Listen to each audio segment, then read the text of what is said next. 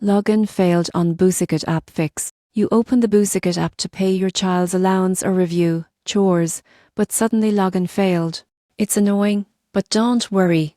This problem is more common than you think, and fixing it only takes a few quick steps. Let's start with your internet connection. BusyKid relies on secure communication with its servers. If your Wi-Fi is unstable or you're in a low signal area, the login request might time out. Switch to mobile data or reconnect to a stronger network before trying again. Next, make sure your app is up to date. Go to the App Store or Google Play and check for the latest version of BusyKid. Outdated versions can cause login errors after system updates. After updating, fully close the app, reopen it and try again. If your credentials are correct, but it still fails, clear your app cache. Go into your device settings, find BusyKid, and clear the cached data. This removes corrupted temporary files that might be blocking your session. You can also test your login through BusyKid's website. If it works there, the issue is definitely app-related, meaning clearing cache or reinstalling the app should fix it.